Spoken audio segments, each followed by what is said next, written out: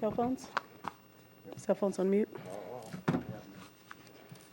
Good evening, everyone. We're ready to begin tonight's City of Gardenia regular city council meeting for March 14, 2019. Madam City Clerk, will you call the roll, please? Noting the presence of all council members. Thank you. Mr. City Attorney, do you have anything to report from closed session? No, we do not. Okay, thank you. So tonight we're going to begin with our Pledge of Allegiance. Tonight we have two students from Sarah High School. The first one is Marvin Evans and Kaya Crump. If you guys can come forward, they will be leading us in the Pledge of Allegiance. Immediately following that, if you can continue standing, we'll be led in invocation by the Reverend Thomas Clark. So at this time, everyone please stand. Can everyone please face the flag?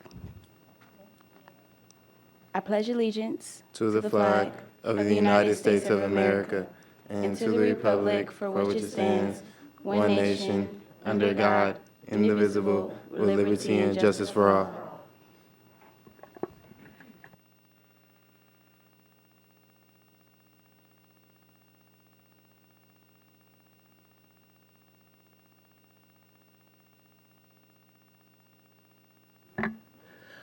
Thank you for the privilege and opportunity to allow me to speak a word, invoke God's blessings on you great leaders and the wonderful city residents of Gardenia. Amen. Let us pray. Father, thank you and praise you for the privilege and opportunity to be here tonight. I decree and declare that these leaders are anointed and appointed by you to make right choices and right decisions for this city. Father, I thank you for a special grace and an anointing upon Mayor Tasha to fulfill the role that she's been elected to. Father, all of these men and women that are up here are leaders, but even the more so, they are servants, first of all, to you and to the people in the city of Gardenia. I decree and declare that this city is a prosperous city. And because this city prospers, so do the people. And because the people prosper, the city of Gardenia is exalted. I thank you that tonight's meeting, everything said, everything done, decent and in order. And that this family of leaders, they are a team. They're together on one accord. And I thank you, Father, for your wisdom upon them. They'll make right choices and right decisions for the betterment of this community and for the betterment of our nation. For this, we thank you and we praise you for it. In Jesus' name, amen. Amen. You may be seated. If I could have our two pledgers come back to the front. So tonight's Pledge of Allegiance was led by two students from Sarah High School, whose principal is Mr. Jeff Guzman. Is he here tonight? No? Okay. We're going to begin tonight with Kaya Crump, who is a senior and is also the vice president of Sarah High School's Associated Student Body. Thank you for leading us tonight. Can you tell us who brought you to tonight's meeting? Yes. Hello, everyone. Mrs. Insalon, the head of Associated Student Body / Student Council, invited us here today, and I just want to say thank you, and it's a huge honor. Okay, well, thank you very much for bringing her out tonight. Appreciate that. Anything else you'd like to say, or that's all? Okay. Also tonight, we were led in the Pledge of Allegiance by Mr. Marvin Evans, who was also a senior, and he is the Spirit Commissioner for Sarah High School. Can you tell us who brought you out tonight, and if there's anything you would like to say? Yes, Ms. Insalon also brought me out, and I would also like to thank you for having me here. This is also a huge honor. Okay, well, thank you. We appreciate both of you guys for doing a great job in leading us in the Pledge of Allegiance, as well as being outstanding students at your high school. So everyone, please give them a round of applause. Thank you again, and we look forward to you guys coming back in the future to also lead us again. Thank you. Thank you. Thank you. Now, if we could have Reverend Clark please come back to the front. So tonight's invocation was led by the Reverend Thomas Clark, who is the pastor of Spirit of Truth Ministry, which is located at 1957 West Redondo Beach Boulevard. Reverend Thomas Clark is the founder and pastor, along with his wife, Rochelle, of the Spirit of Truth Ministry Church. The church has been in Gardenia since 2014. Their mission and message is simple. Their main focus and impact is to preach the gospel and to equip the saints for the work of the ministry and to help the community thrive. Although Pastor Clark and his wife launched the church in Gardenia in 2014, they are not new to ministry work. Some past and current activities include outreach to homeless, teaching and encouraging incarcerated juvenile and adult men and women, and visiting the sick. Reverend Clark and his wife have been married for 38 years and have 2 daughters and a son-in-law and 1 grandson. The Clarks have resided in Gardenia since 1980 and are active participants in their neighborhood watch group. Reverend Clark, is there anything you'd like to say tonight? No, I just like to say that I do love Gardenia. When I first became an adult, my father put me out, and the first place I moved to was Gardenia. Okay, and that was in 1975. So I've been in Gardenia since 1975. I've seen the city grow and expand with diversity, and I'm still happy with the city. But currently I live like in the Harbor Gateway area, still a Gardenia zip code area, but I love the city of Gardenia. I shop and buy and spend money in Gardenia. Thank you. Okay, well, that's what we like. So thank you again for leading us in the invocation. We really do appreciate that, and we especially appreciate you supporting our local businesses. So next we have our Gardenia military veteran that we recognize at all of our city council meetings. Tonight, the veteran that we're going to be recognizing is Mr. Daniel Canyes, and before I read his bio, he was selected by Councilmember Dan Medina, and I'd like to give you the opportunity to say a few words, if you like. Yes, I'm one of the few people that has known Danny Kanya since I had hair. We go way back, and he was very, very much involved in the community. Whenever there was any community services going on, he was always there at the forefront, from Sister City to Cinco de Mayo to almost any service organization that you could name. Danny was always there, along with his beautiful wife Maria. And I thought it was only proper to honor him because, like a lot of veterans, they don't like to say that they're veterans or advocate that. And Danny is one of those types of people that doesn't like to blow his own horn, but I feel that he should be recognized for the service that he provided to our country. Danny, if you can come forward while I read your bio here. So it says on here, Daniel Canyes completed his military service in the United States Army beginning... Navy. Oh, I'm sorry. Navy. I'm sorry. I misread that. Big difference, yeah. Thank you for clarifying. Sorry, I'm dealing with the cold here. Beginning on February 13, 1956, at the age of 21, until he was honorably discharged on December 12, 1957. He was trained as a seaman, and his last assignment was the U.S. Naval Auxiliary Air Station at Ream Field in Imperial Beach, California. Also of note, Mr. Canyes is a lifelong resident. He was born here in Gardenia 84 years ago. For many years, he's been actively involved in serving in leadership roles in Gardenia community organizations. Of special note, Mr. Canyes has served numerous times as the president of the Gardenia Sister City Association, which has been active in promoting international friendships with Ichikawa, Japan, and Guatabampo, Mexico, through home hospitality and student and adult cultural exchanges for over 5 decades. So as Councilmember Medina goes down to present the special coin that we had designed specifically for our military veterans, Mr. Canyes will also receive a special picture that was taken with himself and our entire city council. He'll also get a copy on DVD of tonight's meeting, as well as his picture will be displayed on the corner of Redondo Beach Boulevard and Western at the Honda dealership. So again, congratulations from the Gardenia City Council to Mr. Daniel Canyes.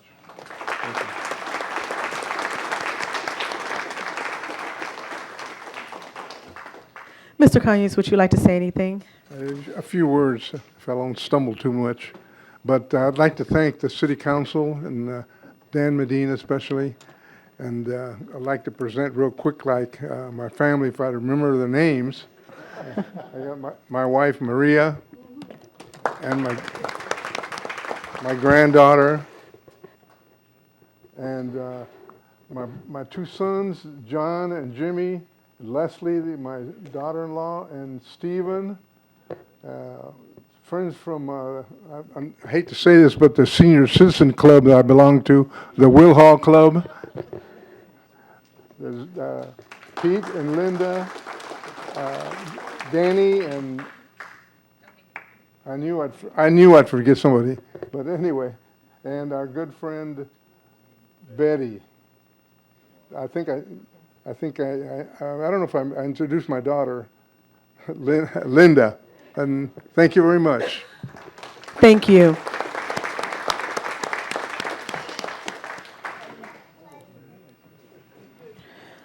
Okay, so next we have a special resolution of commendation. If I can have Officer Angel Hernandez as well as Officer Jose Avalos please come forward. So tonight there's a special recognition that will be recognizing them tonight as well as acknowledging an award that they will be receiving. And I'm just going to first just go ahead and begin reading this. And it says, "We, the mayor and the members of the City Council of the City of Gardenia, do hereby declare and resolve as follows. Whereas since March 20th, 1974, an annual Medal of Valor Award program has been presented which honors officers and members of South Bay Police and Fire who have distinguished themselves by outstanding bravery, heroism, and meritorious actions above all and beyond the call of duty. This year is the 45th annual program and is sponsored by the South Bay Police and Fire Memorial Foundation. Whereas at this special ceremony to be held on Thursday, March 23rd, 2019, Gardenia police officers Angel Hernandez and Jose Avalos will distinguish themselves, their department, and this city by being presented the Life Saving Award. Whereas police officers Hernandez and Avalos were nominated for the award on the basis of their heroic and outstanding actions when on Friday, June 15, 2018, both officers, Hernandez and Avalos, responded to an emergency medical call reporting that an 18-month-old child was not breathing and unresponsive in a home at 158th Street and Normandy Avenue in Gardenia. Whereas the officers arrived at the home, they made an immediate evaluation of the child, who was then having a seizure in great distress. Based on officer training and experience, they were aware that there wasn't time to call the paramedics and made the immediate decision to conduct a scoop and run with the child. Whereas police officers, Angel Hernandez and his partner, Officer Avalos, ran to their car, and Officer Avalos held the child in his arm while Officer Hernandez drove them to the Gardenia Memorial Hospital emergency room. Within a few seconds after their arrival, the child was carried safely into the emergency room where the hospital staff took over. Whereas upon following up later on with the hospital staff to check on the medical status of the child, the lead emergency room doctors who was on duty when the child was brought in by the officers were pleased to report that the child was recovering well and complimented the officers on their life-saving actions and a job well done. So tonight, whereas police officers, Officer Hernandez and Avalos, immediate actions that saved life of this precious child, their quick thinking, and their overall performance in this remarkable situation represents the highest standards of law enforcement, and they are certainly deserving of the Life-Saving Award and the public praise and recognition.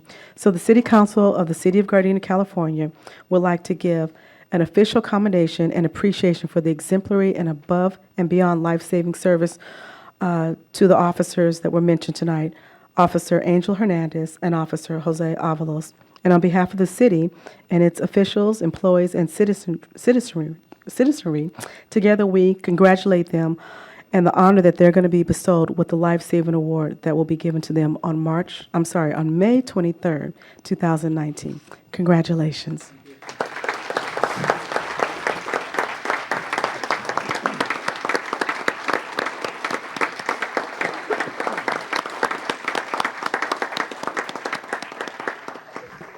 Would either of you like to say anything?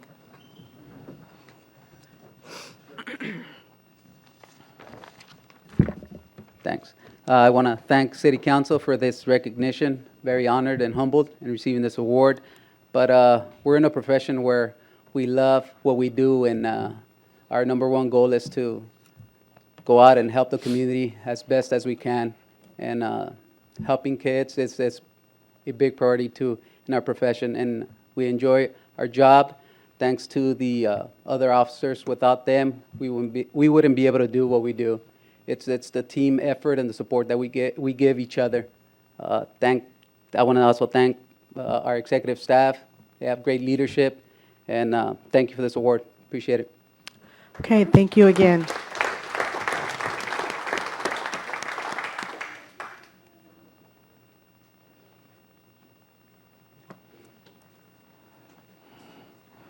Okay, I have a quick question. Is John Clark in the audience today? He's not? Okay. Going to move on. Next, we have a proclamation for Older Americans Month, which is March 2019. Every May, the nation celebrates Older Americans Month, which Gardenia is fortunate to have countless older Americans who enrich and strengthen our community, and the city of Gardenia is committed to engaging and supporting our older adults, their families, and caregivers. We acknowledge the importance of older Americans taking part in activities that promote physical, mental, and emotional well-being. The 2019 theme, Connect, Create, Contribute, encourages older adults in their communities to connect with friends, family, and services that support participation. Create by engaging in activities that promote learning, health, and personal achievement. Contribute time, talent, and life experiences to benefit others. Communities that encourage the contributions of older adults are stronger. By engaging and supporting all community members, we recognize the older adults play a key role in the vitality of our neighborhoods, networks, and lives. So in support of the national observance, we, the City Council, are pleased to proclaim May 2019 to be Older Americans Month, and in our city, and encourage every resident to take this time this month to recognize older adults and the people who serve them as vital parts of our community. Also, we have a proclamation for Public Works Week, and I believe Mr. Cruz is coming forward to accept it. The proclamation reads as follows. Whereas public works professionals focus on infrastructure, facilities, services that are of vital importance to sustainability and resilient communities and to the public health, high quality of life, and well-being of the people in Gardenia. Whereas these infrastructures, facilities, and services cannot be provided without the dedicated efforts of public works professionals who are engineers, managers, and employees at all levels of government and the private sector, and who are responsible for rebuilding, improving, and protecting our nation's transportation, water supply, water treatment, and solid waste systems, public buildings, and other structures and facilities essential for our citizens. And whereas it is the public's interests for Gardenia citizens and civic leaders to gain knowledge of and to maintain a progressive interest and understanding of the importance of public works and public works programs in their respective communities. And whereas this year, 2019, marks the 59th annual National Public Works Week, sponsored by the American Public Works and Canadian Public Works Association. So we proclaim May 19th through May 25th, 2019, to be National Public Works Weeks. And in the city of Gardenia, call upon all of our citizens and civic organizations to join us in activities, events, and ceremonies designed to pay tribute to our public works professionals, engineers, managers, and employees, to recognize the substantial contributions they make to protect our nation's national health, safety, and quality of life, which so appropriately reflects the 2019 themes. Public works, it starts here. Mr. Cruz, would you like to say anything? Good evening, Mayor Serta and council members. On behalf of all the men and women of Public Works, thank you for recognition of Public Works Week, and thank you for your support throughout the year. What we do takes a team effort. Thank you to our city manager and all the other directors that partner with Public Works to deliver the projects for our community. I'd also like to invite the community and all of you to our open house to be held on Wednesday, May 22nd at 2 p.m. at our Public Works parking lot at 1717 West 162nd. Again, thank you. Thank you. Okay, next we're going to move on to appointments. Does any member of the council have any appointments to be made to any to any commissions, committees, boards, or council at this time? If not, we're going to move on to our consent calendar. Does any member of the council have any items that they wish to discuss separately on our consent calendar? If not, can I get a motion? Mayor Serta, I have one correction on the consent calendar. There's a correction on item 5D8. There's a typo in terms of the amount that's being authorized. It says $341,000. In addition, it's actually $41,000 additional. So that correction should be noted for the record. It was 41,000, and the total was going to be 300, which makes the total now The 370. total is now 275,000. 275,000. Okay. Anything else? Anybody else would like to bring up? If not, can I get a motion to approve the consent calendar with that change on item number 5D5? 5D8, Madam I'm Mayor. sorry. So moved. Okay, thank you. 5D8. That motion was made by Councilmember Tanaka, and it was seconded by Councilmember Medina. Madam City Clerk, will you call the roll, please? Councilmember Tanaka? Yes. Councilmember Medina? Yes. Councilmember Henderson? Yes. Mayor Pro Tem Kaskanian? Yes. Mayor Serta? Yes. Okay, next we're going to move on to Planning and Environmental Quality Commission action sheet. Item number 7A1. Has everyone had the opportunity to look it over? If there are no questions, no call for reviews or appeal the decision, we can receive and file this item. Okay. Next is item number 7A2. If there's no questions or comments, we don't need to review or appeal. We can just receive and file. Okay, next we're going to move on to oral communications. Tonight we have two speakers. Our two speakers are Ms. Cheryl Sherman and Ms. Malika Jones. And if you guys can come forward at this time, I'd like to remind all of our speakers that you do have 3 minutes to speak. And when the yellow buzzer goes off, it will let you know that your 2 minutes are up. When the red buzzer goes off, it will let you know that your 3 minutes are up. And we just ask that you please respect the time there. And unless directed by myself, I can extend the time a little longer. But as of now, it's 3 minutes. So, Ms. Sherman, we're going to begin with you. Thank you, Mayor and council members. Cheryl Sherman, Vice President of Friends of Gardenia Willows Wetland Preserve.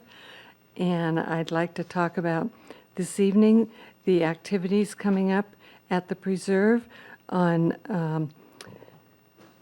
Saturday, on this coming Saturday, May the 18th.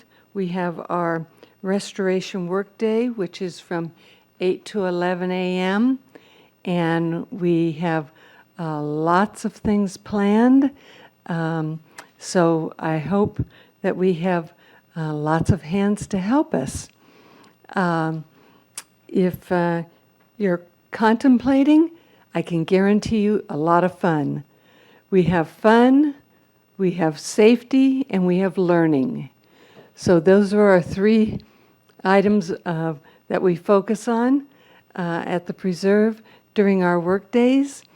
And so I hope you're encouraged to come out and join us. I'll be there, and I'll look forward to seeing you. On Saturday, May the 25th, the following Saturday, from 9 a.m. to noon, it's our fourth Saturday of the month stroll. And that's a self-guided tour. We give you a brochure that you can take and walk around the preserve with, and it details things to look at each of the numbered posts. So you're gaining additional information about the preserve as you're taking a tour. On the following month, looking out, I want to say on June the 9th, that's our second Sunday stroll, I encourage children especially, but I know a lot of adults are also interested in this, and college students. Pollinators and insects. And we're planning on having an entomologist lead a tour on this, and he is superior. So Mark your calendars for Sunday, June the 9th, from 1 to 4. The tour will start about 1:15 in the afternoon. Thank you so much, and see you this Saturday. Thank you. Next, we have Malika Jones. Good evening, Mayor Serta and City Council. My name is Malika Jones. I am a senior engineer at the Los Angeles County Sanitation Districts. The Los Angeles County Sanitation District serves 5.6 million people residing in 78 member cities and unincorporated LA County, including the city of Gardenia. The mayor or mayor pro tem serves on the district's board of directors. I am here to speak to you on behalf of 3 employee units regarding the status of labor contract negotiations. After 2 arduous years in negotiations, district's management and 3 district's employee units have reached a tentative agreement.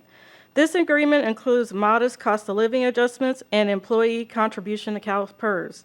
The district's personnel committee, which is responsible for vetting and approving labor contracts, took action last month and unanimously approved this contract.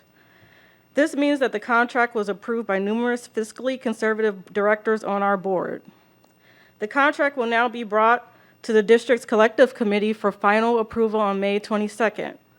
As a director on the collective committee, please vote to approve this contract to support the sanitation workers who work hard to maintain operational excellence and to protect public health and the environment. The work we do saves lives every day. And thank you. Okay.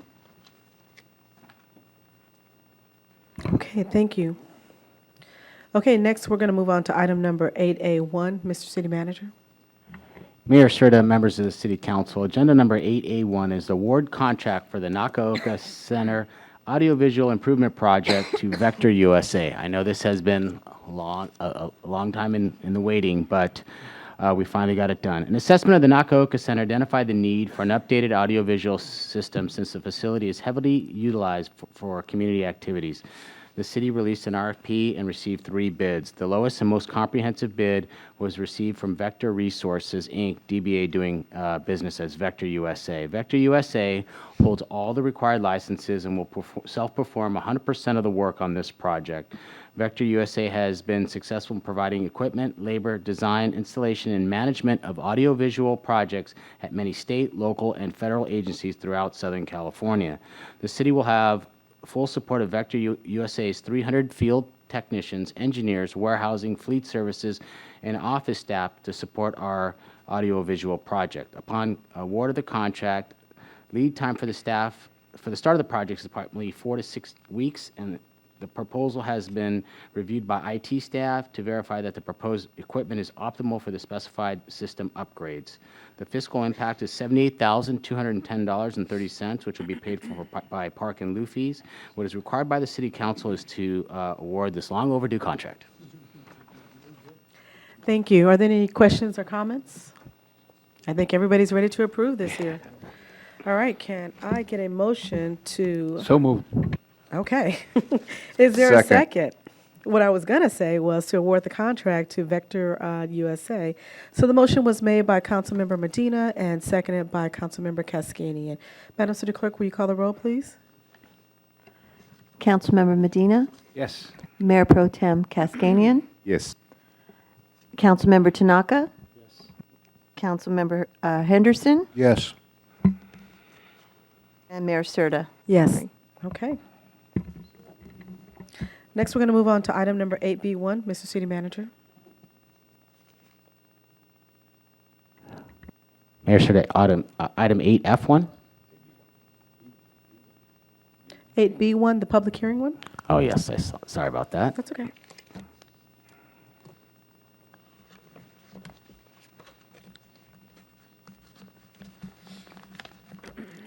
Mayor Serta, members of the City Council, this is a public hearing for ordinance number 1804, which is the adoption of Zone Code Amendment 1-19, which is the applicant is the City of Gardenia. This involves a number of changes to the planning code, and I want to zoning code, and I want to do a presentation on this rather than go through each item one by one.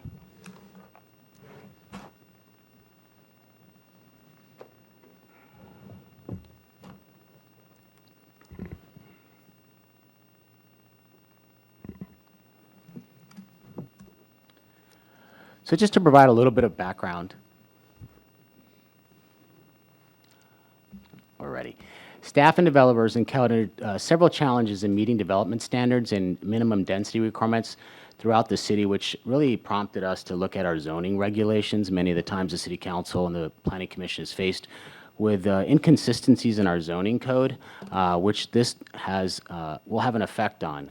The amendment to the zoning code aligns the zoning code with current and more modern residential development standards. The zoning code amendment affects the entire city. However, in this zone amendment, we only focused on residential standards at this time. We'll be having more changes to our zoning code in the future, but this time it's only for residential standards at this time. The Gardenia Municipal Code Section 18.52.010 allows the City Council to amend, supplement, or change the zoning code regulations. So what are some of the highlights? Without going over every single thing, I thought I'd bring up some important things.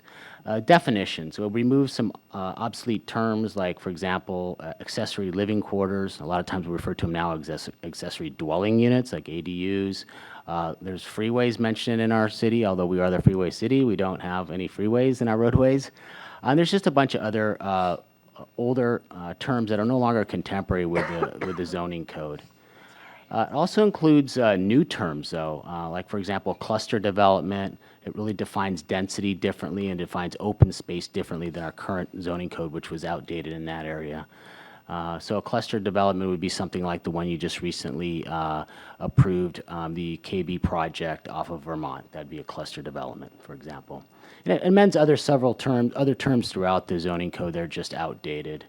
In the residential zones, it really simplified the language in terms of how to define density. It also established an area where we can reference all open space requirements in one area because they were spread out through the various different areas throughout the code and made it very different to reference. So now all the open space areas are more consolidated. Building height in the R4, which is increasing to height to 40 feet. For projections, that means for other things that are for other areas that stick above 40, up to 40 feet. In the yards, it changed a little bit of the measurement of setbacks for cluster development and other little items like that. In terms of the mixed-use overlay, the setbacks, we've changed how we measure for project boundaries. Setback for side yard setbacks were reduced from 10 feet down to 5 feet. As you know, many of the different projects that have come before you have different setback requirements and have asked for variances on those. Rear setbacks have been reduced from 20 feet to 10 feet. Usable open space is now also in one section of the code rather than throughout the different areas of the zoning code. We clarified tandem parking. I mean, tandem parking was not something that was real common in the past. Now it is. For example, the Olson project off of Van Ness is tandem parked. I think like 25 of those units are tandemly parked. But she also designates that tandem parking can't be for guest parking, for example. We're not running a valet place here.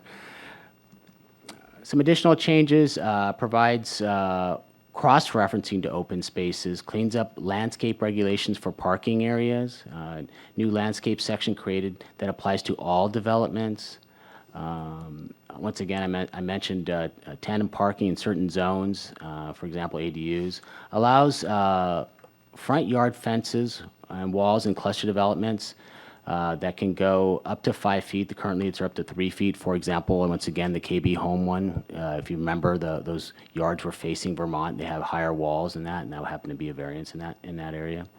And it provides staff the ability to make administrative adjustments to reduce distances between buildings just up to 15%. These changes are exempt from CEQA pursuant to Section 5061B3 of the Common Sense exemption. A public hearing notice was advertised in the Gardenia Valley News on May 2nd, 2019. The ordinance amendment was sent to the current housing applicants, so everyone who's currently doing housing applications or in process or submittals or thinking about it for that matter. Applicants have acknowledged receipt and are agreeable to the amendments. So what's the staff recommends that we conduct this public hearing, which we're doing that now, receive testimony from the public if there is any, and then to introduce ordinance number 1804 approving the proposed zoning code amendment. If you have any questions, I'd be more than happy to answer them. Okay, this is a public hearing. Hearing's now open. Does any member of the council have any questions or comments? Councilmember Cascadian, and then Councilmember Medina. Thank you, Madam Mayor. Mr. City Manager, what's the height at this time that we have the limit? We went to 40 now.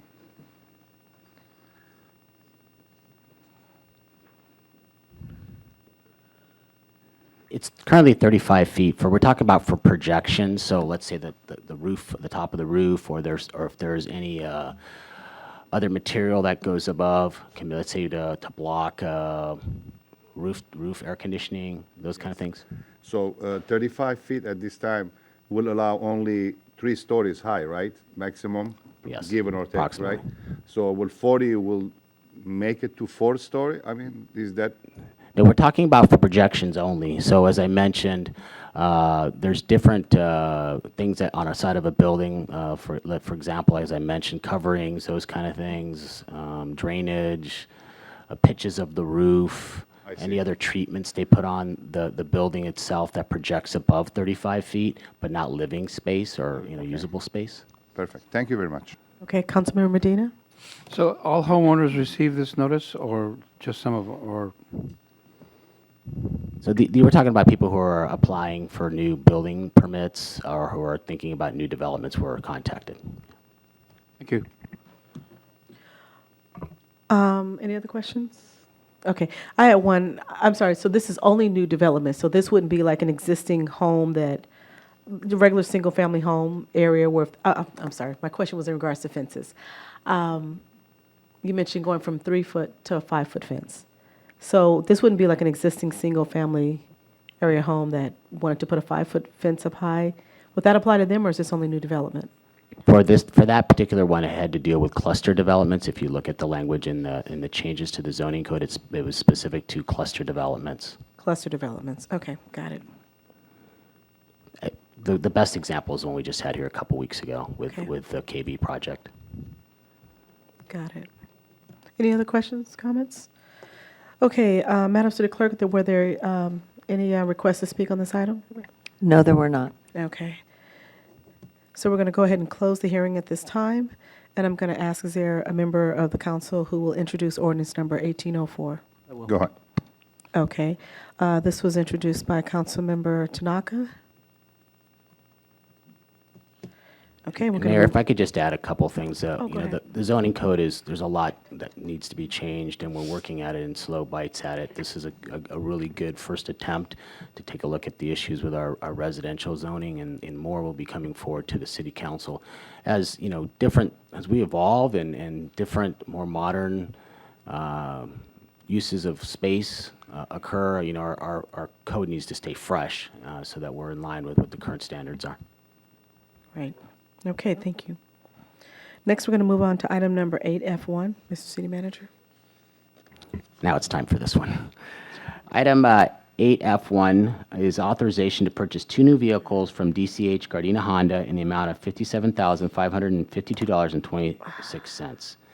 A review of the Recreation and Human Services current fleet was done to assess the condition of the fleet and identify opportunities to introduce low-emission vehicles. This is in our efforts to continue to improve sustainability and also to modernize our fleet. The vehicles used in Parks and Rec are often used to transport kids around town and outside of the town, and it's important that those vehicles are safe and in good and clean condition. The fleet is currently composed of 8 vehicles, of which 4 are between 15 and 20 years old. All vehicles are used extensively in daily operations, and the older vehicles are experiencing increased maintenance issues and do not provide the reliability and capability to meet the current obligations of the department. The staff has determined that the Honda Insight LX and the Honda Odyssey EX are the best models to satisfy current transportation needs. The Honda Insight LX is a hybrid model which qualifies for funding through the AQMD fund and will also meet our present needs while also helping the city meet its goal to increase sustainability by reducing the amount of pollution released into the environment. The Honda Odyssey EX is a non-hybrid model but is highly rated for safety and reliability as well as fuel economy. The vehicle will be funded through the city's Vehicle Replacement Fund. Quotes were obtained from the National Auto Fleet Group, a member of the NJPA. However, they were only able to provide a price quote from the Honda Insight LX, and the Honda Odyssey EX was not an option. Staff also received quotes from other dealerships, but DCH Honda, a local vendor, provided the lowest overall cost. We also did check with our other dealership in Gardenia Nissan to see if there were any vehicles that matched our criteria, which there was none. The fiscal impact, the funding source is dual. One is Air Quality Management District funds and the city's vehicle replacement fund. What is required is for the city council to authorize the purchase of these two vehicles in the amount of $57,552.26. Okay, thank you. Are there any questions or comments at this time? If not, can I get a motion to authorize the purchase? So moved. Is there a second? Madam City Clerk, there was a motion made by Councilmember Medina and a second by Councilmember Henderson. Will you call the roll, please? Councilmember Medina, Yes. Councilmember Henderson, Yes. Councilmember Tanaka, Mayor Pro Tem Cascanian, Yes. Mayor Serta. Yes. Next up is item number 8G1. Mr. City Manager? Mayor, Serta, members of the City Council, agenda number 8G1 and the following agenda item are both having to do with compressed natural gas. Approval of agreement with Fuel Systems, Inc. for design and engineering services for the compressed natural gas fueling and maintenance modification project for the amount of $66,964 and a program total not to exceed $80,345. As part of the fleet plan approved by the City Council in February of 2017, G-Trans is pursuing a mixed fleet of compressed natural gas and electric buses. G-Trans will construct a CNG, I'm thinking about vitamins, CNG fueling station and upgrade its maintenance facilities in order to accommodate this new technology. This CNG fueling station will allow fueling of G-Trans' upcoming orders of 18 buses and future orders of CNG buses. The station will be adjacent to our current fueling facilities located at G-Trans. G-Trans is in need of professional service agreement for design, engineering, and consulting services for its CNG fueling station and vehicle maintenance facility upgrade project. Prior to this agreement, G-Trans engaged Fuel Systems, Inc. in 2006 to provide preliminary CNG specifications in preparation for a grant application for the CNG facility. This firm will assist with conceptual design and engineering documents, procurement support, responding to technical questions, and commissioning/performance testing when the project is completed. The fee-based contract will perform at a cost not to exceed $66,954, which includes the aforementioned tasks and support. G-Trans is recommending a 20% contingency fee for the project or an additional $13,391 to accommodate unforeseen circumstances, which are somewhat common in projects like this. The fiscal impact, there's no fiscal impact to the general fund. G-Trans CNG fueling and maintenance project is funded using existing federal and local grants obligated specifically for the CNG project. What is required is to approve the agreement. Okay, thank you. Does any member of the council have any questions or comments on this item here? If not, can I get a motion to approve the agreement with Fuel Solutions Incorporated? So moved. Madam City Clerk, there was a motion made by Councilmember Tanaka and a second by Mayor Pro Tem Cascanian. Will you call the roll, please? Councilmember Tanaka, Yes. Mayor Pro Tem Cascanian, Yes. Councilmember Henderson, Yes. Councilmember Medina, Yes. Mayor Serta. Yes. Next up is item number 8G2. Mr. City Manager? Mayor, Serta, members of the City Council, agenda number 8G2 is approval and agreement with NRM and Associates for project management services for compressed natural gas, CNG, fueling and maintenance modification project for $50,000 and a program total not to exceed $60,000. As part of the fleet plan approved by the City Council in 2017, G-Trans is pursuing a mixed fleet of electric buses and compressed natural gas buses. G-Trans is in need of professional service agreement for project management consulting services.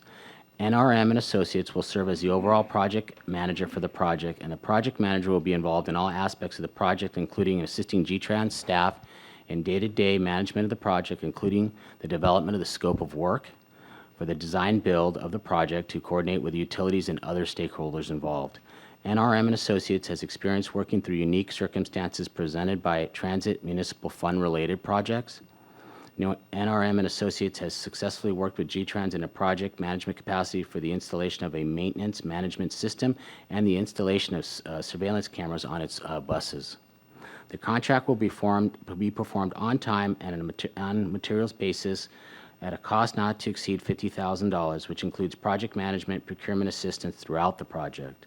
G-Trans is requesting a 20% contingency for the project, or an additional $10,000 to accommodate unforeseen expenditures that may arise.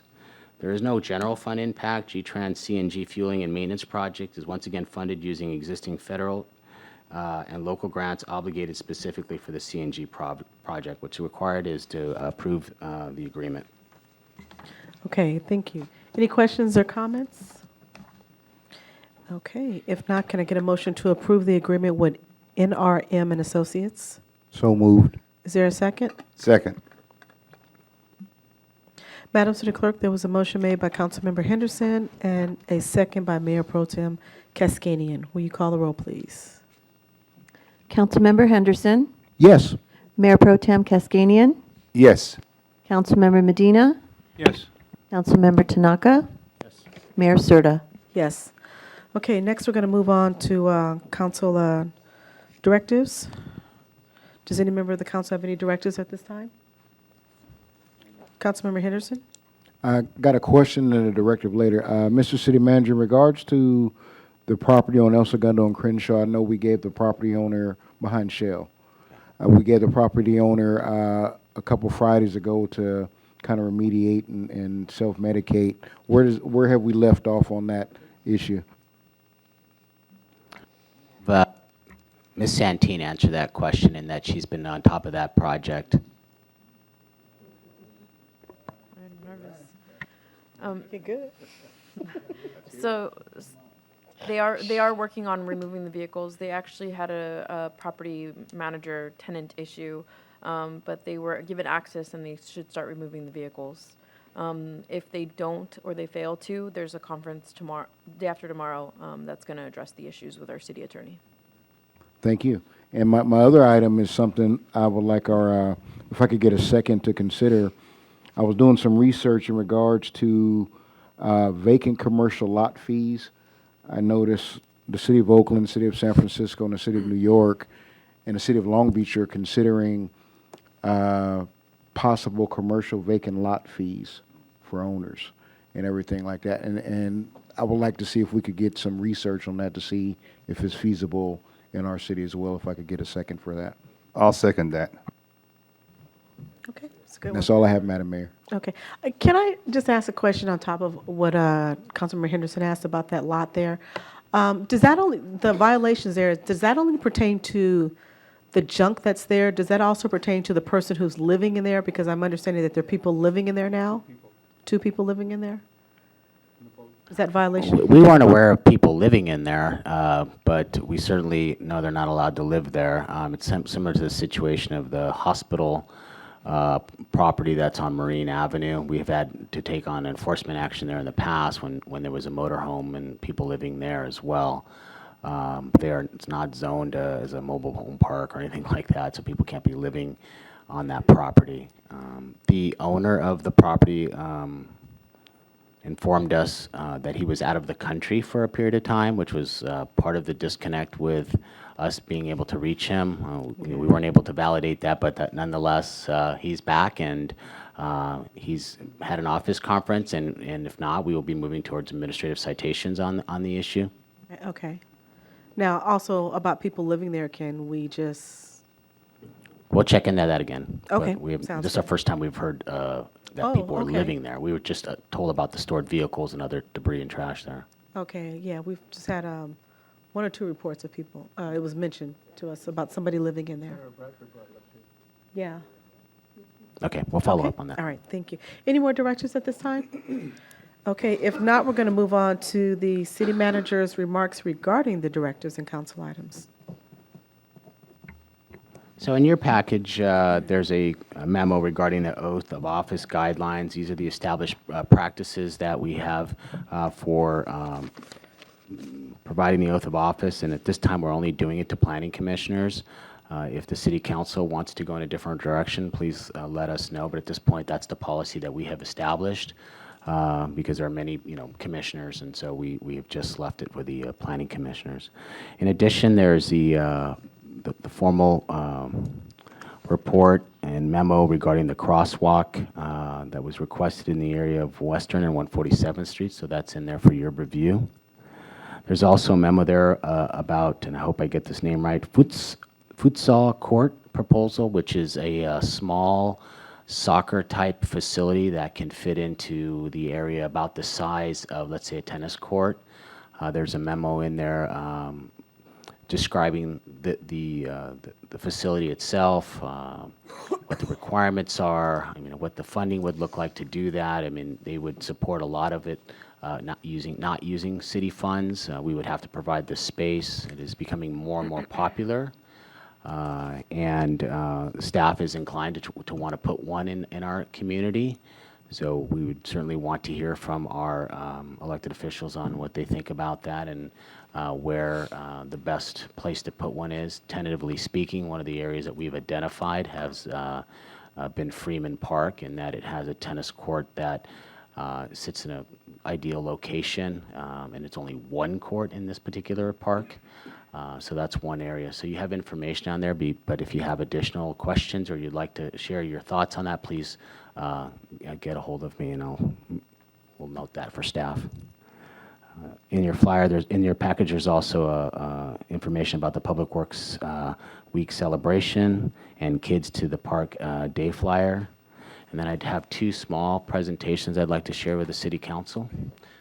The first presentation I'm going to share with the City Council is an item that was brought up by, I think, Councilman Henderson regarding our City Manager's report, and I think you'll be very happy to see what we've done with our City Manager report. It is a huge improvement from the types of reports that the council is used to. In other words, getting a piece of paper with a bunch of stuff on it that may or may not have always been read. So in this case, we've really made it useful for everyone. So the City Manager's Report is our publication that talks about how we're doing in reaching our goals and objectives, and is available not only to staff, City Council, but all citizens in the city on our website. So we've changed the format, and the format is all electronic now. The objectives were to increase the transparency of what we're doing, to highlight our accomplishments, to promote upcoming events. And as we keep talking about sustainability, going green, we do not use paper, just like all of you are using your tablets up there. There's certainly a lot of paper and energy that was wasted in producing those reports that were not as interactive as they possibly could be. And we're using a new technology called Power BI. And Microsoft Power BI enables us to transport data into interactive reports that can be shared online, and that you can see things and access information that is dynamic rather than just being static. So here, for example, is you have an example of building C of Os, you have building licenses, new businesses. So you're tracking how those businesses and how they're looking across the spectrum of time. It provides the ability to review year-over-year data to identify trends. So, for example, if you look at here on this sales and tax collection, you're looking at what the year-to-date actual is and what we budgeted, and see how we're doing against what we're budgeting. And it's a very useful tool, and it provides updates information. As those amounts change, the report is dynamic, and it will also change. So it doesn't require a monthly updating. It is, as those numbers move, those bar graphs also change.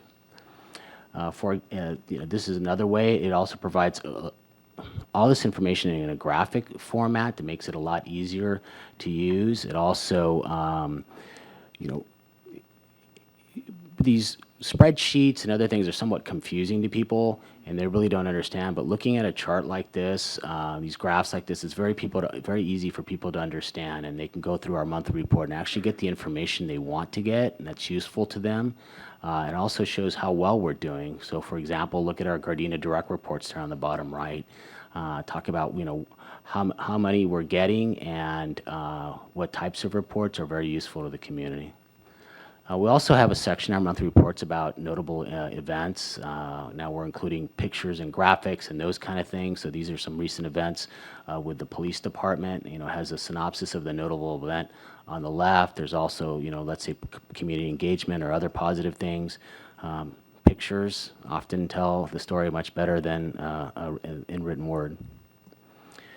Department contents is from all of the departments, and these are some of the high-level things that are included in each of the department's sections. So, for example, in the clerk's office, you know, public records request information may be important. Economic development is new and exciting businesses that are opening up. G-Trans, you know, updates on projects. Where's that CNG station at?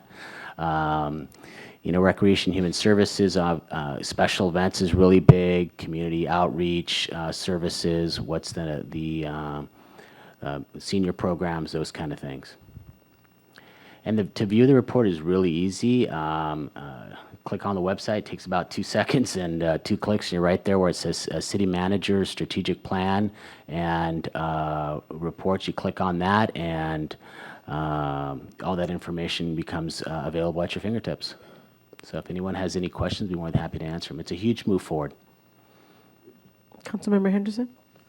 Thank you, Madam Mayor. Thank you, Mr. City Manager, for that shout out. I want to thank my colleagues on the council for kind of supporting this transparency thing. It was a collective effort to kind of move us forward, so I appreciate that. I had one other question in regards to the election information. With LA County changing the vote centers and everything, what's the process for the city clerk or Gardenia to petition LA County to make sure that we get voting centers in Gardenia? I'm not sure where they're going to be located. So I'll defer to Becky on that, but we already have voting areas in Gardenia. So Becky. In your packet, there should be a flyer for a meeting that's taking place this Thursday, May 16th, the Torrance Cultural Arts Center. So that would be for the city of Gardenia and all our surrounding cities. So that information, there will be information there. The actual League of Women Voters of Torrance is working together with the LA County Registrar. So those two people will be hosting the meeting, and it's my understanding that there are mock elections that will be taking place, just so everyone can get used to. Right now, they're trying to find the voting centers. So, you know, we're working with them, trying to identify what places in Gardenia would be good for people to come to, because we do have to consider that they will be open over the weekend. So these facilities will have to be manned by staff. So things like that. But that would be one of the first things for you if you want to get more information to attend the meeting on May 16th. Thank you. But we will have areas in Gardenia that will be staffed. So I just want to make sure that we're not going to exclude, obviously, our city from having voting centers. The next item is just a quick presentation on pension and other post-employment benefits and some sustainability modifications we're going to make. The reason I've decided to put this as a quick presentation because of the time constraints, we'll be coming to the City Council, the next council meeting, to authorize our request here. And a very similar presentation was done at the Finance Committee, which was chaired by Mayor Serta and was also attended by Councilman Cascanian. So they have seen this already. Shorter version of what you got, but at least gives the City Council a flavor. We will have a full presentation when we ask you to take on this large step, but this is at least something for you to think about until the next meeting. So a fresh start for pension. We're really focusing on just the public safety pensions at this time. We looked both at our public safety pensions and our miscellaneous pensions, and we made the decision that focusing on public safety pensions was the best bang for your buck, and certainly was the best financial decision for the city. As many of you know, you've had a number of presentations on PERS. I think this is the third or fourth we've done. So we've always made an effort to keep our community and our city council informed about our ongoing pension obligations. And our city is not sitting idly by, not doing anything. One of the good things that the city is done is we have a very healthy fund balance, which gives us options. A lot of cities don't have options, and this comes to the time where you have to start exercising those options because they make good financial sense, and we also want to set ourselves up for long-term sustainability. So currently, our unfunded liability payments are going to increase from about $7.5 million to about $9.8 million within the next 4 years.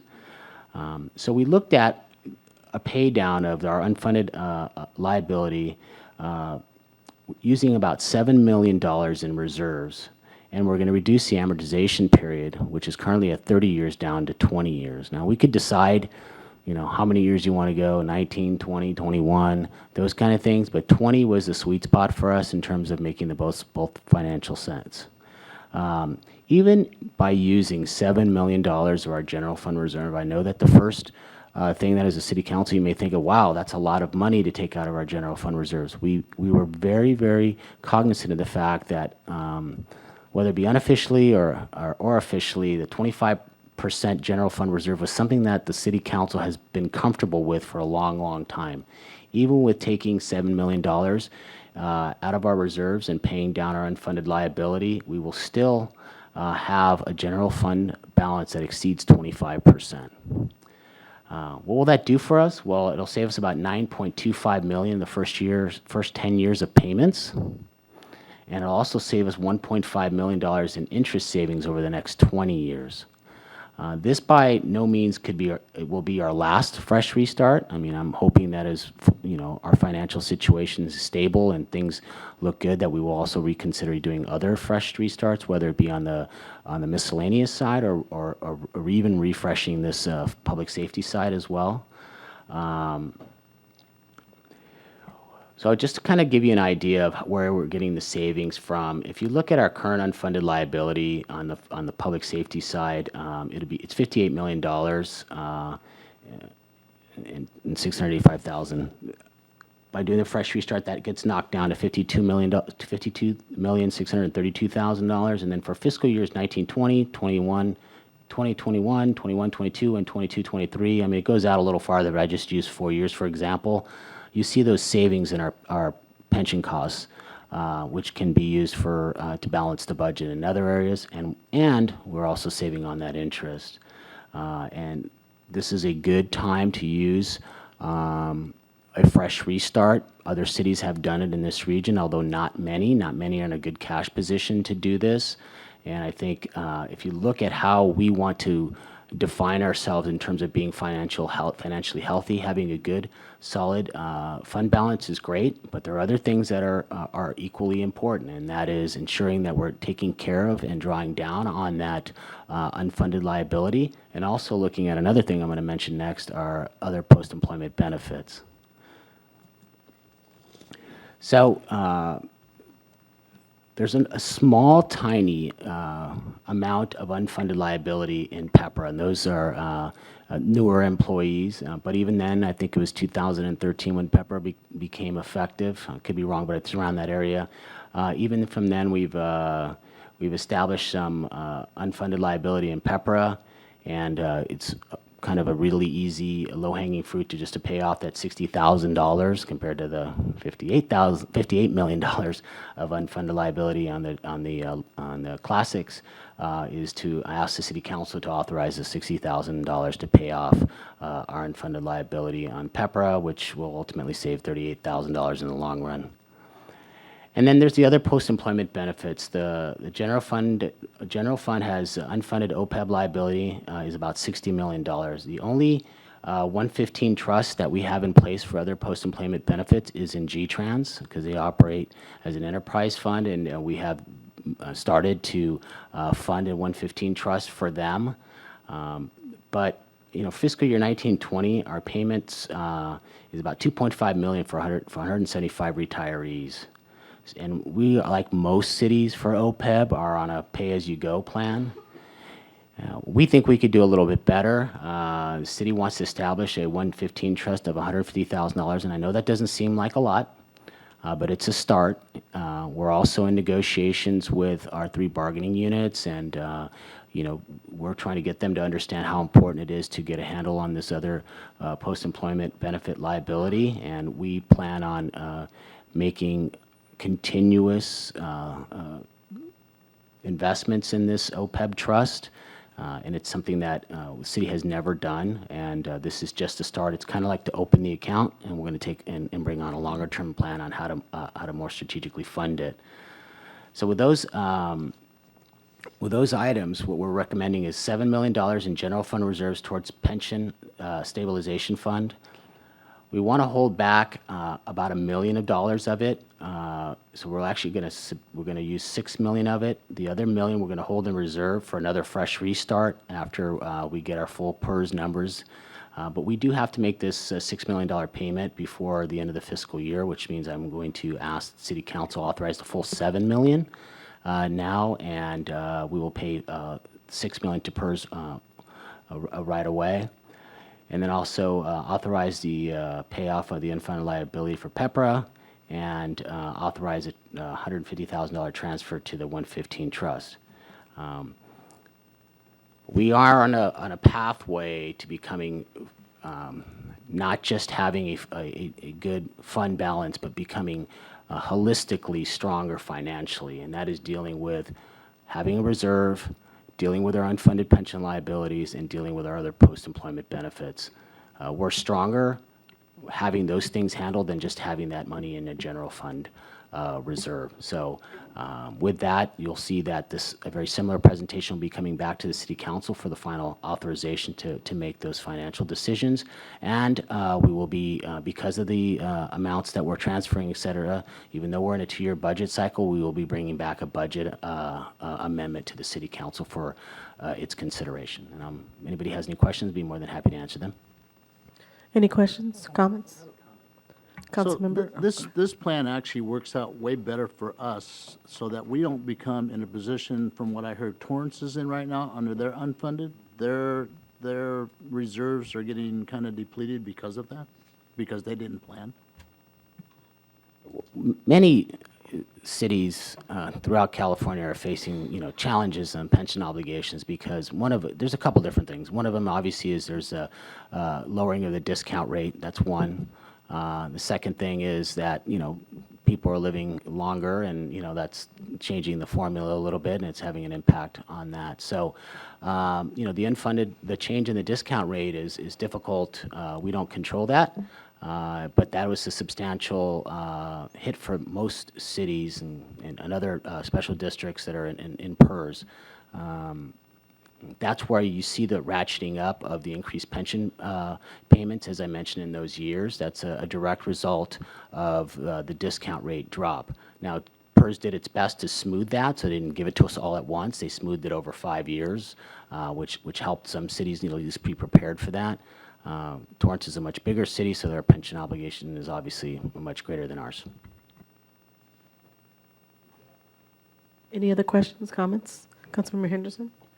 Thank you, Madam Mayor. Again, I would definitely commend city staff for taking this kind of bold step to getting us in a good spot with having that liquid and helping us paying down some of our unfunded liabilities. Very helpful. As you said, a lot of special districts, a lot of other cities are going to be faced with this major thing. So it's kind of us refinancing our house now while we have some good interest rates, and we get some savings that then can go back to the general fund, and we can figure out what we need to do after that. So I think it looks good on our balance sheet as we work to really proactively reduce our liabilities as best we can. So I definitely want to commend staff for taking this approach.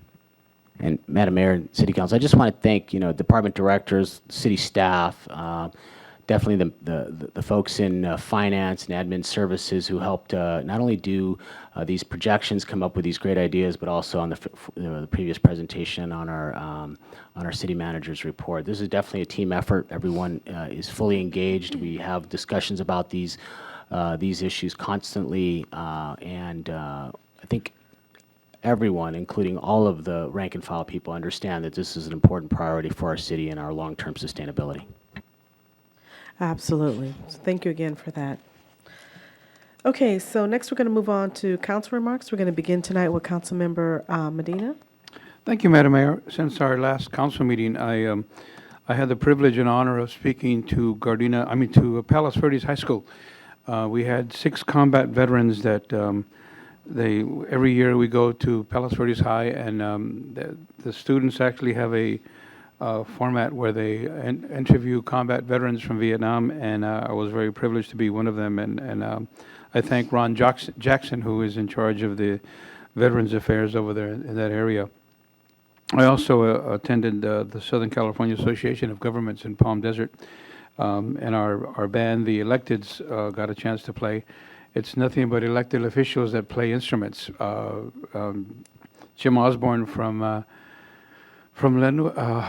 Lawndale, and Anthony Taylor from downtown LA. And we had other council people who are in the band, and we had a 1 hour rehearsal, and we played for 1 hour. So it was a lot of fun. I also had a great time at the Cinco de Mayo parade and festivities, and I personally want to thank Superintendent Mike Romero, who brought in 1,000 students to our Cinco de Mayo parade, and he promised that he would bring as many students as he could, and we had an overage of 3,000 people at the Cinco de Mayo parade itself, and the festival. We ran out of food. Imagine running out of tamales. I know it's hard to believe, but we did. We had 40 dozen tamales that are gone. And I just want to thank the City Council for showing up and celebrating with us. We vowed to make every year better and better, and it has. Last year we had 2,500. This year we had over 3,000. So I personally like to thank Mike Romero, who was homegrown here in Gardenia and went to Gardenia High School, and now he's really helping the municipality with parades and events that he brings the schools involved with. I also attended the West Basin Water Association, which every one of you received highlights on how the water is going in Southern California. The Colorado River is actually low, believe it or not. They had a lot of snowfall, but water is low, and hopefully we'll still keep conserving water. And I also attended the municipal clerk's 50th anniversary week, and I'd like to regress back to Cinco de Mayo. I also wanted to thank Nikki Sweeney for helping us out. Nikki coordinated most of the parade itself, and also arranged to have the park ready for us. It was a 3-day project, which a lot of people don't know that Nikki was at all 3 days. And luckily, all the support from the Parks and Recreation people made it happen. So again, thank you, Nikki. Also the vector control, where the mosquitoes are coming back. So for those of you who have standing water, please get rid of it, pots and pans and all that good stuff. And we've had a low turnout of mosquito bites, so please keep the water away. The beautification committee is getting ready for our concerts in the park. The first one's going to be June 29th with the Public Works Band will be playing there. We're trying to get a Hawaiian reggae group to play on the 27th of July. So if anybody knows any Hawaiian reggae groups, we're looking for one. And also on August 10th, we'll have the Esquire's Big Band, 27 pieces. And I also attended the Metro Service Council with Mr. Ernie Crespo from G-Trans, and we were highly represented for Gardenia. And Metro is vowing to open up more bus lines and hopefully improve what they've got so far. And Mr. Crespo brought up the fact that we have a lot of accessibility through our internet for scheduled buses. For those of you who don't know, you can actually log on to gtrans.com and find out how our buses are running, and we're getting better and better at the applications and finding out where the buses are and at what time and where you're going to go. And that ends my report. Thank you. Okay, thank you. Next, we have Councilmember Cascadian. Thank you, Madam Mayor. Since our last meeting, I attended the volunteer appreciation dinner, April 25th. And big shout out to our volunteers. Thank you very much. We do sincerely appreciate your time that you provided to the city. And thank you for them that the city saved $179,000 total hours. May 4th, Cinco de Mayo Parade. Thank you very much to the staff, Nikki, the chair for the Cinco de Mayo, great event. May 7th, we heard earlier our city manager gave us the report for the finance committee meeting I attended. We're doing great. We are in good shape. So thank you, Mr. Clint Osorio and the staff for a good job, and thank you very much.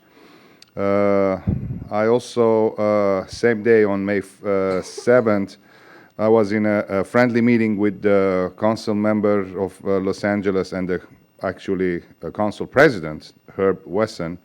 So we had a meeting on May the 7th. And on May 8th, I attended the city clerk celebration day. Congratulations, Mina and the staff, for your celebration. And that's my report, Madam Mayor. Okay, thank you. Next, we have Councilmember Tanaka. Thank you, Madam Mayor. Okay, so since we met last, I substituted for Councilman Medina at the South Bay Council of Governments. And sorry I missed the volunteer dinner because that was the same night. City Clerks Week, thank you, Becky, and thank you, Mina. It's a nice little celebration that you guys had.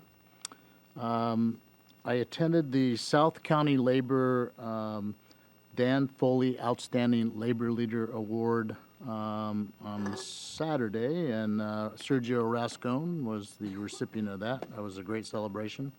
Way more people this year than was last year. Cinco de Mayo, thank you very much. There were way more participants this year than there were last year, so it was a great parade. National Police Week, we have many of our officers in Washington at this time, honoring our fallen officer, Toshio. I've seen the Facebook postings, and it's quite a celebration for his life, along with the others that had lost their lives in the past. So thank you guys for representing. It was really good. And thank you to everybody that supported me during my mom's passing. The city was awesome. I thank everybody in the city for your cards, your flowers, your calls, your just your support. I thank all my friends and the citizens that actually called and sent cards. So I really appreciate that. And we will intern her on Friday. That is my report. Okay, thank you. And since the last council meeting for myself, I'm going to go very quickly at several events I attended. The first one was the fair housing reception that was held out in Buena Park, which the city of Gardenia is associated with. Every year they have their annual Fair Housing Month, and it was a great event that they had where they reach out to all the cities that they are contracted with. I also attended the Volunteer Appreciation Dinner with my colleagues here, and again, we constantly want to thank our volunteers for all the great work that they do. Councilmember Cascanian mentioned that over 179,000 dollars worth of hours were saved by what our volunteers do, so we just can't thank them enough. So again, thank you to our volunteers. I also attended the 50th anniversary of the Manzanar Pilgrimage. Many of you heard me mention last year that I attended that, which is, I don't even know exactly where to tell you Manzanar is at. It's 3.5 hours north of here, almost near, it's Lone Pine. Yeah, Lone Pine. And, there were several Gardena people that were there. And, we were just celebrating the 50th anniversary of when they started recognizing the internment camps where many Japanese American people were interned during World War II. And as soon as I got back from Manzanar the next day, I went to Sacramento and I represented our JPA, where I'm one of the board members as we're working to find good solutions for our casinos and some of the issues that we're dealing with there. So I was in Sacramento for a couple of days with that. And upon returning, I attended the youth night at the Elks Scholarship Essay Awards Contest. Also, Councilmember Cascani and I was there with me as we gave awards to several scholarship recipients there. They did really good jobs and just being excellent students and all that they volunteer towards. So we had a great time doing that. And on the next morning, we attended the funeral services of Mrs. Tanaka, Mrs. Olive Tanaka, for Councilmember Tanaka's mom. And just know that, we still continue giving you our condolences. And please have a safe travel as you go to Colorado as well. And later on that evening, I attended the Gardenia Holly Park homeowners meeting, also with Councilmember Henderson. And the next morning, we were at the ribbon cutting for the new tennis courts at Raleigh Park. And I just want to say thank you to all of those who were involved in that, the staff, and making sure we got the money to redo those courts. Those tennis players are so grateful. I'm still getting people stopping me saying thank you for doing this, because I don't know, for those of you who, and I didn't know this until I went out to see their tennis courts, the cracks were so bad there that when they would hit the ball across, if it hit one of the cracks, it would shoot the ball the wrong way. So they couldn't have a decent game there. So now they feel like not only that will they be able to have a decent game, but possibly even have tournaments there as well. So that was really great, and I'm so happy that we were able to have a ribbon cutting just to kind of kick that off. Immediately following that, I attended a luncheon for the 100 and the 442 Combat Infantry of the Nisei veterans, and it was held at the Nagaoka Center. And it was a great event that we had, where it was just a great little luncheon where a lot of the Nisei veterans were able just to talk about some of their experiences during their time when they served in war. Also, I attended the Cinco de Mayo parade, and again, you guys did a great job. The committee, the city staff, everyone who was involved in that, thank you again for that. I also attended the Finance Committee meeting, and then on last Saturday, I attended the South County Labor Monthly Breakfast. And I just want to thank my colleagues. I had a long day of events going on that day. I couldn't stay for the entire event. I think everybody who came into that room, and there was probably about 150 people, everybody had an award to present. And I had to leave, so I just want to thank Councilmember Tanaka and Councilmember Henderson for staying behind and presenting the award for me, because I believe that event probably went on until about 1 o'clock, and it started at 8 o'clock. And when they texted me and said they presented the award, it was 12:30, and I'm thinking, my gosh, I'm glad I left at 10. But thank you guys again for doing that.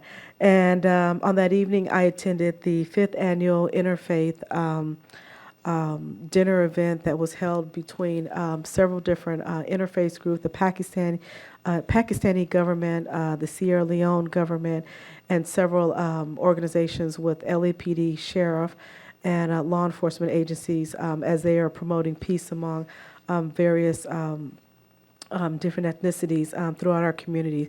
And that was a great event that I attended in the city of Anaheim. And then earlier this afternoon, I had a really great meeting with about 10 individuals from 156th Street School. The students realized that they had a problem at their school. They realized that there were no crossing guards there, and they thought it was very dangerous for them. So of these students, these 10 students, they were comprised of 4th graders, 5th graders, and I believe 6th graders, or one 6th grader, or one or two. And they put together a little bit of research and a proposal, and they presented it to myself as well as to Captain Safel earlier today, and why there was a need for crossing guards at 156th Street School. And it was really great to see the young people. They presented their information, and they had a full letter for us on why we need to have that, the benefits of it. And I thought it was just so commendable to see young people come here. We brought them to the council chambers. They sat on the front row, and they just told us all of their issues and why they thought this was important.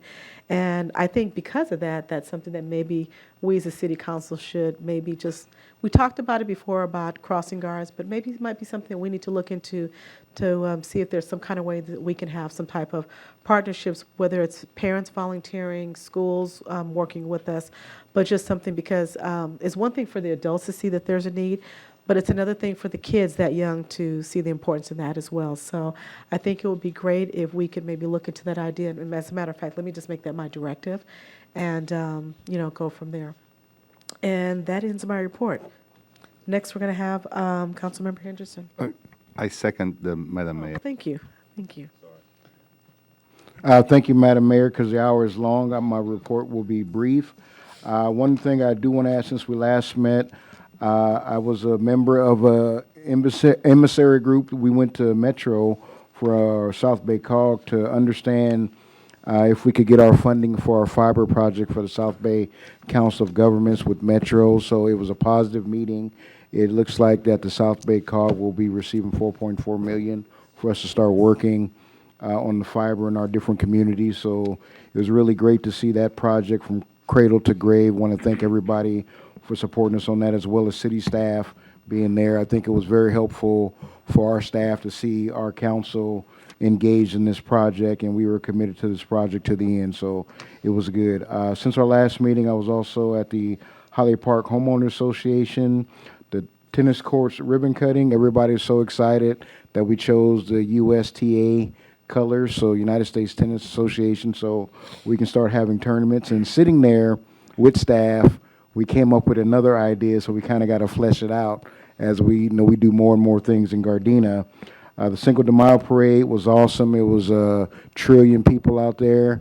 It was great, which gave me another idea, so I kind of got to work that out because I had a chance to, while everybody was enjoying the parade, there was kind of another unsanctioned event happening on the other side in the park area by the baseball diamond. So I was thinking of another event that we can do to start fulfilling our food pantry in the stores and our food pantry. So I was coming up with an idea for that. So I'll work that with my colleagues to see if we can kind of move towards that.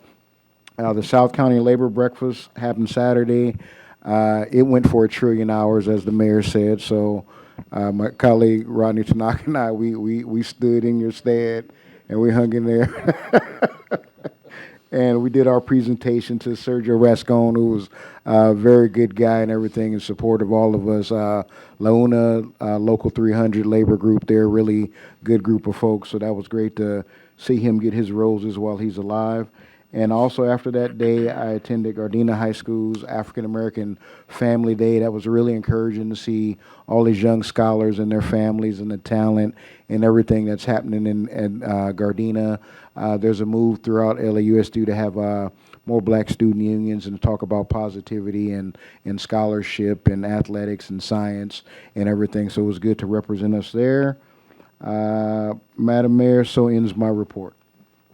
Okay, thank you. And just a couple of announcements here between now and the next council meeting here.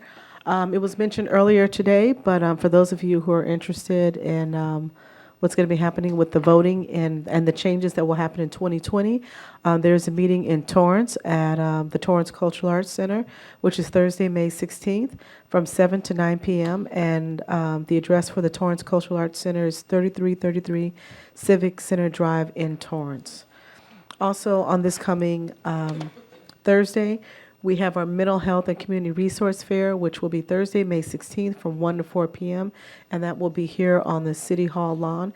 And some of the agencies that will be attending will be mental health services, food assistance programs, Gardenia Police Department, also an organization called PATH, which helps people who are homeless. And then on that same day from 4 to 6:30 p.m., we have the Gardenia Drug and Alcohol Abuse Prevention Task Force as they present their One Life to Live. This will be a dinner, giveaway, resources, and interactive activities. And I really want to encourage people, not only parents to come, but to bring their kids as well, as they talk about a variety of situations of kids getting involved with drugs, whether it's one of the things that they were going to talk about is like marijuana being described in different types of bags that look like, I'll give you the example. I think it was a couple of meetings ago, it was something that it looks like hot Cheetos, and it was actually called Weetos, things like that, so that kids can now see items that are under the guise of like it's just regular snacks when in fact it has marijuana in it. So just different situations like that. So that's going to be from 4 to 6:30 on May 16th. And that will also be at our Nagoka Center. And then on Friday, May 17th, we'll have a grand opening of a new store in the community called Giant Steps and More. The ribbon cutting will be at 12 o'clock. There's a tour. And if you stick around, you can enjoy tacos and beverages. So that is at the location of, I believe this store is located on 130 5th and Crenshaw. It doesn't give the address. It's called Giant Steps. Doesn't give the address on here, but yes. And the ribbon cutting's at 12 for those who would like to attend. Also on Saturday, there is a free hazardous and electronic waste recycling roundup. It will be in the city of Linwood. It'll be Saturday, May 18th from 9 a.m. to 3 p.m., and that's going to be at the intersection of Butler Avenue and Bellinger Street. Again, that's in Linwood from 9 to 3 p.m. Also on Saturday is Kids to Park Day, and it's a day where the kids can come out and play at the park. It's going to be Saturday, May 18th from 10 a.m. to 3 p.m. at Arthur Lee Johnson Park. If you don't know where that's at, it's at 1200 West 170th Street. And parents are encouraged to bring the whole family out for a day at the park. It'll be music, food vendors, resource booths, etc. Kids jumper. Kids can, arts and craft. And kids print will be by Gardenia Police Explorers. And that will be from 10 a.m. to 3. Also, there will be tours at the Willows from 11:30 a.m. to 12:30 at the same time. And there will be STEM activities by the Gardenia Mamie Deer Library at 1 p.m. And LA Wolves FC soccer skills drills will be from 12 to 2 p.m. And I believe that's at the park too. All of these things are free. And then lastly, I also like to mention Public Works Weeks, which will be Wednesday, May 22nd at 11:30 a.m. And it will be, National Public Works Week will be at in the Public Works Yard. So May 22nd, 11:30 a.m. on Wednesday. That ends the announcements. Let's see. We don't have any remembrances at this time. So the Gardenia City Council meeting will adjourn to our next regularly scheduled City Council meeting, which will be at 7 p.m. on Tuesday, May 28th, 2019. We are adjourned.